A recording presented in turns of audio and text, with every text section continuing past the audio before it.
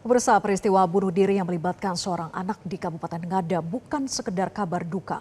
Di usia yang seharusnya dilindungi, seorang anak justru memilih pergi untuk selama-lamanya. Lalu apa sebenarnya yang terjadi pada ruang sosial kita hingga anak merasa tak punya jalan lain? Kami akan mengulasnya bersama dengan Kepala Dinas Pendidikan dan Kebudayaan Kabupaten Ngada, Elisius Kletus Watu Ngada, dan pengamat sosial Devi Rahmawati. Selamat sore Pak Elisius dan Mbak Devi. Selamat sore. Selamat sore. Baik, saya ke Pak Elisius dulu. Pak Elisius, korban untuk membeli pena dan buku mengaku tidak mampu dan ini Kepala UPTD PPA Dinas PMDP 3A Ngada mengungkap bahwa sekolah korban ini justru memungut uang 1,2 juta rupiah per tahun. Betulkah Pak SD negeri memungut uang kepada siswanya? Baik, terima kasih. Selamat sore untuk kita semua. Terkait informasi yang didapat tentang pungutan, sebenarnya itu bukan pungutan, tetapi sumbangan berdasarkan kesepakatan antara pihak orang tua dan pihak sekolah untuk membantu dana yang pada satuan pendidikan itu. Sumbangan itu artinya tidak wajib gitu Pak? Ya, sumbangan itu sebenarnya tidak mengikat dan tidak wajib. Harus menyertakan apa pihak keluarga ataupun juga pihak orang tua jika mengaku tidak mampu untuk bisa memberikan sumbangan itu? Ya, di dalam kesepakatan itu pihak orang tua dan pihak sekolah bersepakat untuk sebelumnya kita berpikir begini, di dalam anggaran di satuan pendidikan tuh sudah bersumber dari dana namanya BOSP. Nah, di dalam BOSP itu indeks pembayarannya adalah sesuai dengan jumlah siswa yang ada di satuan pendidikan. Nah, didistribusilah dalam program kegiatan. Setelah didistribusi dalam program kegiatan, pihak sekolah mengalami beberapa kekurangan sumber dana untuk kegiatan pembelajaran. Untuk itu sekolah bermitra dengan komite dan bersepakat untuk memberikan sumbangan kepada pihak sekolah. Kalau memang Pak Elisius ini secara sukarela sumbangan tadi, tapi kenapa dipatok 1,2 juta rupiah? Ya, dipatok itu berdasarkan kesepakatan bahwa memang ini setelah dilibatkan dalam perencanaan satuan pendidikan melibatkan unsur komite yang dalam hal ini ada keterwakilan orang tua, disepakati komite menyumbang pada anak kurang lebih 1 juta begitu. Oke, Pak Elisius, apakah selama ini sekolah sebetulnya telah melakukan pendataan terhadap siswa yang kurang mampu dan mengajukan mereka dalam program bantuan buku, perlengkapan sekolah, dan tidak dibebani biaya-biaya sukarela seperti itu? Baik, memang di dalam menjalankan proses pembelajaran di satuan pendidikan, baik pemerintah pusat maupun pemerintah daerah telah mengalokasikan program kegiatan untuk bagaimana membantu siswa, lebih khusus siswa yang dari latar belakang ekonomi kurang mampu. Diluncurkanlah namanya PIP reguler, itu yang diusul dari satuan pendidikan dan diverifikasi oleh teman-teman di kementerian. Dan pemerintah Kabupaten Ngada melalui kebijakan Pak Bupati dan Pak Wakil Bupati di dalam visi misi di bidang pendidikan itu juga dialokasikan PIP versi daerah. Ya, selama ini tidak ada pengawasankah ataupun larangan begitu Pak? Kalau memang bagi siswa-siswa yang dianggap kurang mampu, itu tidak dibebani lagi biaya Pak? Sebenarnya di dalam Permendikbud sudah jelas bahwa konsekuensi sekolah negeri penerima dana BOSP bebaskan segala macam pungutan dari siswa. Baik. Tapi nyatanya pengawasan itu tidak berjalan begitu ya, Pak Elisius? Ya, kita sudah melakukan pengawasan, sosialisasi setiap tahun dalam pergantian tahun anggaran, itu biasanya kita melakukan sosialisasi tentang Permendikbud yang menaungi penggunaan dana BOSP satuan pendidikan. Saya ke Mbak Devi. Mbak Devi, dari perspektif sosiologis, Mbak, apa sebetulnya makna ketika bunuh diri pada anak usia SD? Sejauh apa ini kemudian mencerminkan kegagalan lingkungan sosial dalam melindungi anak? Ya, pertama kita perlu hati-hati melihat kasus ini. Artinya ini bukan satu kejadian sederhana dengan kemudian membangun narasi bahwa misalnya gara-gara tidak punya sekolah, gara-gara dimarahi, gara-gara nilai jelek dan semacam hal tersebut yang sederhana, yang mudah dijual dan cepat menjadi headline. Karena data dunia WHO misalnya mengatakan bahwa bunuh diri pada anak dan remaja umumnya lahir dari kombinasi kompleksitas yang tidak sederhana. Maka ketika publik mendengar anak bunuh diri karena buku dan pena, pesan yang benar bukan soal buku itu mahal, melainkan anak sudah terlalu lama memikul rasa tidak cukup, rasa sendirian, tanpa ada jalan aman untuk meminta tolong. Jadi saat beban bertumpuk, pemicu kecil bisa menjadi titik akhir.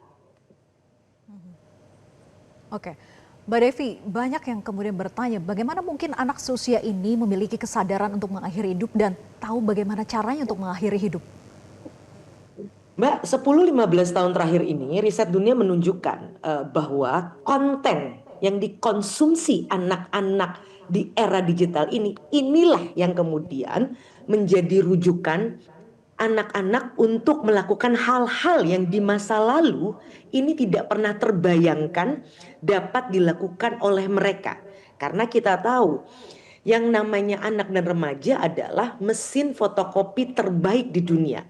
Ini yang kemudian membuat ketika narasi ini hadir, satu, anak-anak akan melihat bahwa bunuh diri sebagai hal yang normal. Ini sebagai opsi. Yang kedua, ini menjadi modeling. Artinya apa? Oh, caranya begini. Yang ketiga, validasi terhadap rasa putus asa. Aku juga ingin berhenti. Dan yang terakhir tadi sebagaimana saya sebutkan, ini menjadi jalan untuk melakukan peniruan. Orang bertanya, bagaimana mungkin anak yang bukunya mahal tadi alasannya itu bisa punya informasi seperti ini? Mohon maaf, informasi yang didapat Ananda ini adalah anak yang periang. Dengan periang menunjukkan dia punya teman. Dia mungkin berpotensi tidak melihat langsung, tapi anak-anak lainnya ini dengan mudah mengirimkan cerita, berbagi informasi yang bisa jadi seanak yang tidak punya sumber daya untuk melihat langsung juga mendengarkannya. Karena dari riset dunia yang menarik, ketika anak dan orang tua dilakukan studi, ditanya, orang tua, apakah Anda tahu apa saja yang diakses anak Anda? Semua orang tua percaya diri mereka tahu. Tapi ketika sebaliknya ditanya pada anak-anak, hampir 100% anak-anak mengatakan orang tua saya tidak tahu sejauh mana konten yang dikonsumsi. Inilah kenapa menjadi anak dan remaja di era hari ini jauh lebih berat dibandingkan era di masa kita dahulu. Baik, saya ke Pak Elisius lagi. Pak Elisius, dengan kejadian ini Pak, apakah sebetulnya sudah dilakukan evaluasi dan juga pengecekan kembali apakah korban anak yang bunuh diri ini masuk ke dalam daftar anak dari keluarga kurang mampu yang harusnya dibantu seluruh kebutuhan pendidikannya Pak dari pemerintah? Baik, dalam penelusuran didapatkan informasi dari pihak satuan pendidikan. Yang pertama seperti yang disampaikan oleh Pak Devi tadi, tentang anak ini adalah anak yang periang, anak yang ceria, anak yang supel, dan dia suka berbagi informasi kepada teman-teman, bahkan kepada Bapak Ibu guru yang ada pada satuan pendidikan. Nah, di dalam penelusuran kami ini, bahwa memang anak ini adalah anak kelima dari 5 bersaudara, dan anak ini dia tinggal bersama neneknya di kebun, ada semacam pondok begitu di kebun, yang kebenaran kebunnya berdekatan dengan sekolah SDN Duto Jawa ini. Nah, di dalam keseharian memang anak ini, kebenaran sekolah ini belum menjadi sasaran MBG, dan dalam keseharian anak ini memang jarang membawa bekal ke sekolah. Kalaupun dia membawa bekal dalam bentuk umbi-umbian. Dan ada kepedulian dari teman-teman di sekolah itu untuk kadang-kadang bekalnya dibagi kepada korban ini. Nah, penelusuran saya teruskan ke orang tua. Di rumah orang tua saya dapat data bahwa ada 2 saudara kakak dari korban ini yang juga mengalami putus sekolah.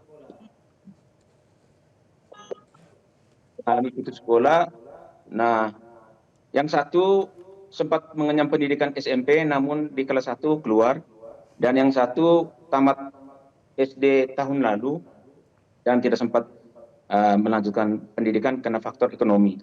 Nah, di dalam diskusi kami bersama teman-teman dari Kementerian Sosial, saudara dari kakak yang tertua dari korban ini, kita menanya apakah memang mau tidak dikembalikan melanjutkan pendidikan. Namun yang bersangkutan bilang, saya memilih untuk mengikuti pelatihan yang diselenggarakan oleh Kementerian Sosial. Dan yang satu adiknya, saya menanyakan bagaimana, apakah mau pingin sekolah, lanjut lagi atau bagaimana. Anak ini menyatakan dia pingin sekolah. Dan secara pribadi juga saat itu saya tersentuh dan saya coba mengangkat anak ini, kalau dia mau pingin sekolah nanti akan saya fasilitasi sampai beliau selesai sekolah. Dan terkait tempat tinggal, kebenaran rumah anak ini berhadapan dengan salah satu SMP yang ada di Kecamatan Jaribuhu. Saat diskusi itu saya menanyakan kepada anak, apakah mau sekolah di SMP yang ada di depan rumahnya, ataukah mau sekolah di Bajawa, itu ibu kota kabupaten kami, Bajawa. Ada letupan-letupan dari luar, suara-suara dari luar yang bilang begini, kau ikut saja Bapak Kadis, kalau kau di sini kau makan apa, begitu informasi kurang lebih yang saya dapat saat saya melakukan penelusuran di. Ya. Saya ke Mbak Devi lagi. Mbak Devi, Pak Prabowo ini kan menaruh atensi ya terhadap kasus ini. Kemudian apa yang harus dilakukan oleh negara, Mbak, agar kasus serupa tidak terulang kembali? Ya, tentu ini baik ya, artinya negara menaruh perhatian agar insya Allah ke depannya tidak perlu ada lagi ananda-ananda atau adinda lainnya yang kemudian harus mengambil jalan yang sama ketika mereka menghadapi persoalan. Ingat, data ilmiah menunjukkan anak dan remaja adalah kelompok sangat rentan. Kenapa? Karena fungsi otak mereka saja baru sempurna itu di usia 24 tahun. Jadi tidak mudah menjadi anak dan remaja untuk bisa menghadapi berbagai tantangan kehidupan. Oleh karenanya lingkungan terdekat, yaitu lingkungan sosial, baik itu di sekolah, di masyarakat maupun di rumah, ini menjadi pagar dan benteng pertama. Memang yang menyedihkan hari ini adalah bagaimana Indonesia yang punya kearifan sosial yang tinggi, di mana dulu kalau kita ada masalah apapun, sekecil apapun, kita bisa menggantungkan harapan, bantuan, pertolongan dari orang sekitar. Sederhana, butuh garam tinggal ketok tetangga, butuh menitipkan anak tinggal taruh ke sebelah kiri rumah dan sebagainya. Hari ini semua karena memang tren dunia, desa pun pelan-pelan menjadi kota, hubungan menjadi sangat dingin. Padahal hanya masalah waktu, saya, Mbak atau siapapun butuh bantuan, atau sebaliknya kita yang harus siap mengulurkan tangan untuk orang-orang paling dekat di antara kita. Yaitu siapa? Justru bukan saudara yang jauh di pulau yang lain, tapi tetangga depan, kiri, kanan, dan belakang. Minimal 4 penjuru itu. Dan ini menjadi tantangan yang sebenarnya bisa dijawab oleh para pimpinan tertinggi di sekitar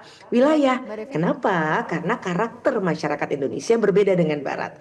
Ketika ada tokoh-tokoh masyarakat, Thomas, tokoh adat, tokoh agama yang mengambil kembali peran itu untuk menyatukan hati dari masing-masing warganya, pelan-pelan kita akan kembali menjadi Indonesia kita. Baik. Terima kasih Mbak Devi dan juga Pak Elisius sudah bergabung bersama kami. Selamat sore. Jelajahi cara baru mendapatkan informasi. Download Metro TV Extend sekarang.